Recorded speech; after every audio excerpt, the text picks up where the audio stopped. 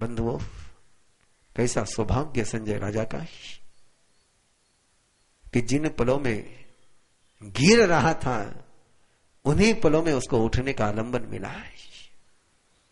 जिस पल में नरक के दरवाजे खुल रहे थे उन्हीं पलों में मुक्ति के दरवाजे खुले। जिन जिन कदमों से वो नरक के मार्ग की ओर जा रहा था उन्हीं कदमों को ऐसा मोड़ मिला, ऐसा मोड़ मिला कि वही कदम उसको सिद्धि के शिखर पर ले जाते हैं।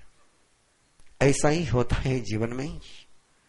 जब दिव्य देशना का आलंबन मिलता है, दिव्य वचनों का आलंबन मिलता है, तो घने अंधियारे में भी ऐसा उजाला फैलता है, ऐसा उजाला प्राप्त होता है जैसे संजय राजा को प्राप्त हुआ।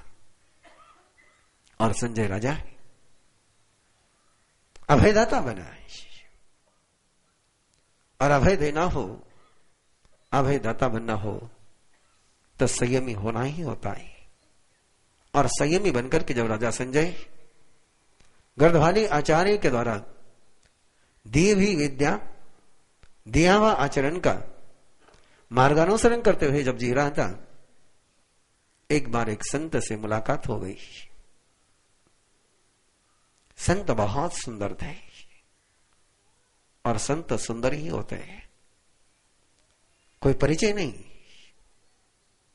लेकिन संत को देख करके संत खुश हो जाए तो संत है, और संत को देख करके संत खुश न हो पाए तो समझ लेना कि संतत्व में कोई खरसर है।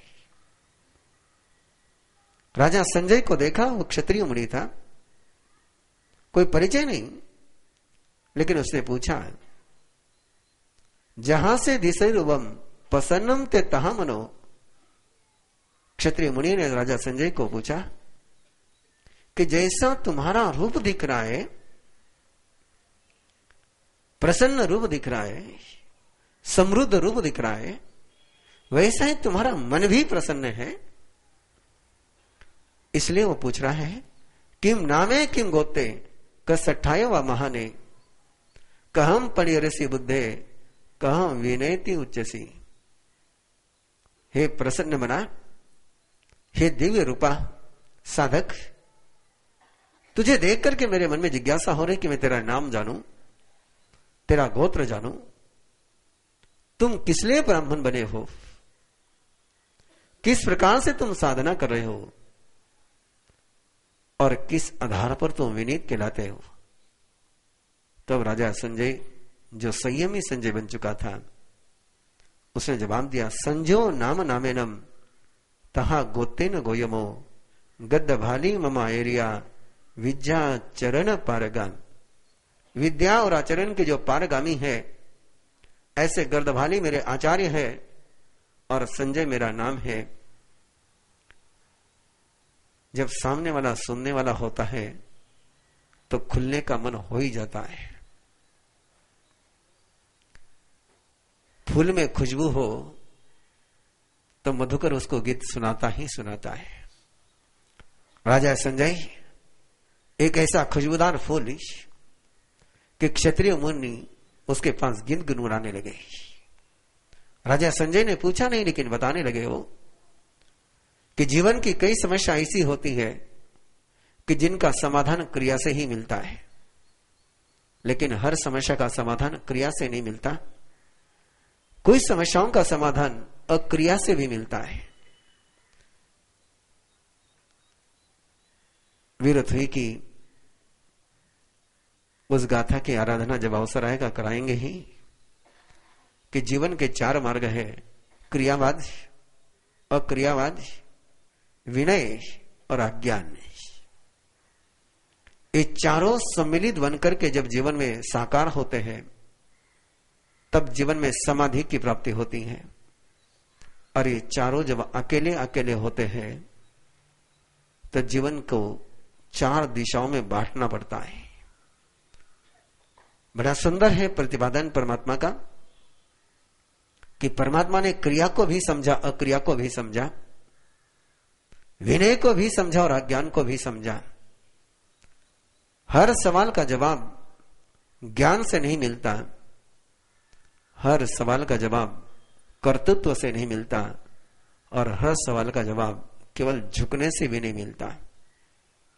जिंदगी के सवाल चारों प्रकार के होते हैं।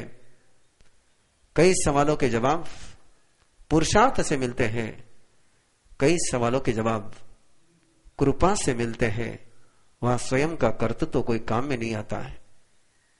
कई सवालों के जवाब झुकने से मिलते हैं। हमेशा झुकने से मिलेगा ऐसा मत सोचना। कुछ सवाल ऐसे होते हैं कि जिनका जवाब केवल झुकने से ही मिलता है। गड़बड़ी वही हो जाती है, ये चार बात जो है एकांत में चले गए तो मिथ्या हो जाते हैं, और परस्पर में पूरक बन जाए तो जीवन में उजाला ले आते हैं। और क्षत्रिय मुनि ने संजय को बताया है, यही पाऊ करे बुद्धे नाये परिनिओड़े विद्या चरण संपन्ने सच्चे सव सच्चे पराक्रम में। इनमें ही सत्य पराक्रम कि जब विनय के मार्ग पर चलो तो झुक करके ही चलना, उस समय आकड़ना मत। जब क्रिया के मार्ग पर चलो तो क्रिया में कई अक्रिया का सूत्र मत लाने देना, और जब अक्रिया के मार्ग पर चलो तब वहां क्रिया करने का सोचना मत। हर बात का जानने की कोशिश मत करो, कुछ सवालों को अनजाना ही छोड़ दो। हर सवाल का जवाब खोजने जाओगे तो लाजवाब जिंदगी का आनंद नहीं ले पाओगे। कई बार लाजवाब जिंदगी का आनंद लेने के लिए कुछ सवालों को अज्ञात में ही छोड़ देना सीख जाओ। इसलिए क्षत्रिय मुनि उनको कह रहा है कि मैंने सब जाना। और बात चलते चलते चलते चलते क्षत्रिय मुनि पूरा खुल गया, पूरा खुल गया, इतना खुल गया, इतना खुल गया। मजा आती तब खुलने के लिए जब सामने वाले को देखने में आनंद आता हो, खिलाने में मजा आती जब खाने वाला रस लेकर के खाता हो, सुनाने में मजा आती जब सुनने वाले को रस आता हो। और शायद संजय मुनि ऐसा ही सुन रहा था कि क्षत्रिय मुनि को सुनाने में आनंद आने लग गया। और सुनाते सुनाते उसने कहा कि मैं जानता हूं, मेरे जीवन को भी जानता हूं, मेरे आयुष्य को भी जानता हूं, दूसरों के आयुष्य को भी जानता हूं। मैं देवलोक में था और देवलोक से आयुष्य पूर्ण कर कर मैं यहां आया हूं। जैसे मैं मेरे जीवन के विषय में जानता हूं, वैसे तेरे जीवन के विषय में भी जानता हूं। और जानता है वो, तभी वो जानता कह रहा है। और संजय मुनि को लगा कि ज्ञान मुझे भी आ जाना चाहिए, मैं भी जान सकूं दूसरे के आयुष्य को, मैं भी जान सकूं स्वयं के जीवन को, पूर्व को भी जानो, उत्तर को भी जानो। और उसने पूछा है कि कैसे वो ज्ञान। और तब संजय मुनि ने जवाब दिया, इधर उधर मत खोज, इधर उधर मत मांग। 32वीं गाथा। जमच में पूछसी काले समम शुद्धेन चेयसा ताइम पावो करे बुद्ध तमनान जिन सासने। जिसको तू खोजने के लिए इधर उधर जा रहा है, इधर उधर मत खोज। वो सारा ज्ञान कहां पर है? जिन शासन में। क्षमा करना, प्रयास मत करना, लेकिन कुछ संदर्भ तुम्हारे सामने जरूर देना चाहता हूं। 97 का चतुर्मास दिल्ली त्रिनगर चल रहा था। मैं नीचे पढ़ा रहा था और संघ के प्रधान अपने परिवार वालों के साथ मेरे पास आए और कहा कि महाराज साहब, हमारे परिजन मानव सरोवर की यात्रा को गए और तूफान आ गया है, कोई समाचार नहीं मिल रहे हैं, क्या हुआ होगा? मैंने कहा ऊपर बड़े महाराज साहब विराजे हैं, ये विषय मेरा नहीं। मैंने कहा उनके पास जाओ। और उन्होंने कहा कि बड़े महाराज साहब ने आपके पास भेजा है। मैं जनरली जाता नहीं इन सवालों में, लेकिन बड़े महाराज साहब ने भेजा है तो मैं चुप हो गया। उत्तराध्ययन सूत्र मैंने आपको बहुत बार कहा है, बहुत बार कहा है,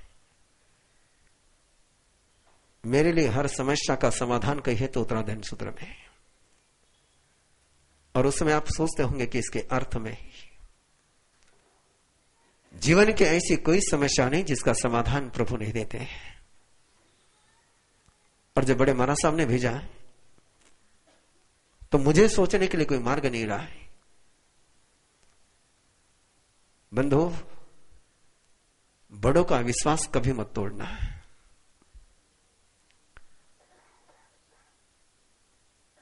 मैं कभी उद्योग करता नहीं, लेकिन बड़े महाराज साहब ने जब उनको मुझे बिना पूछे मेरे पास भेज दिया था तो उनके विश्वास को मैं तोड़ नहीं सकता था। और उत्तराध्ययन सूत्र को लेकर के जो विधि है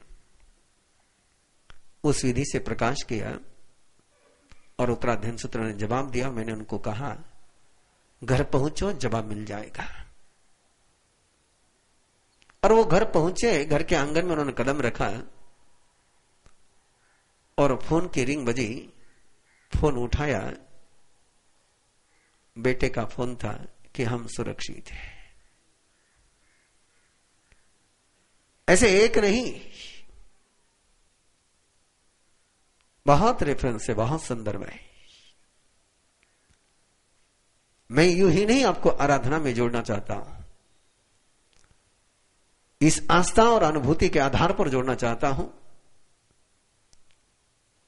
कि मैं तो यहां नहीं रहूंगा, लेकिन परमात्मा की देशना हमेशा आपके पास रह सकती है।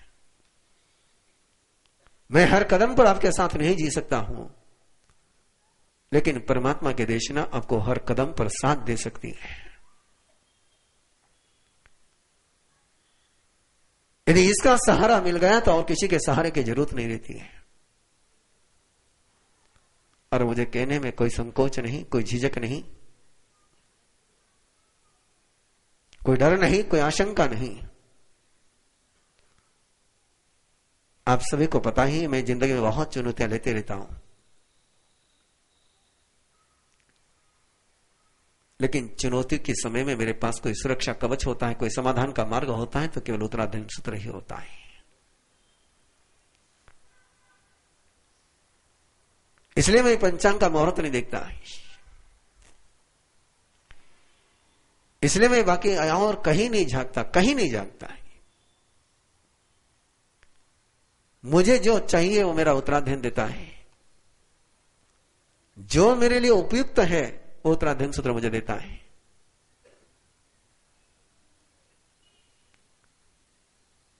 भाग्य को बदल करके रखने की सारे सूत्र किसमें है तो उत्तराध्ययन सूत्र में है। बस इसकी आराधना करने की विधि आनी चाहिए। और विधि क्या है? आराधना की विधि क्या? आराधना की विधि केवल एक ही है कि अनन्य भाव से शरणागत हो जाओ, अहो भाव पूर्वक इन चरणों में चले जाओ। ये श्रुत देव है, शास्त्र नहीं।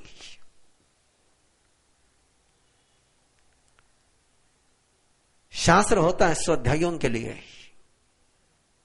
जिनको स्वाध्याय करना उनके लिए शास्त्र है, और जिनको आराधना करनी है उनके लिए श्रुतदेव है।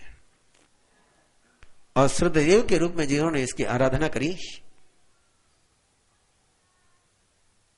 मेरे जीवन के रेफरेंस क्या देता जाऊं मैं आपको? आचार्य श्री आत्माराम जी महाराज साहब,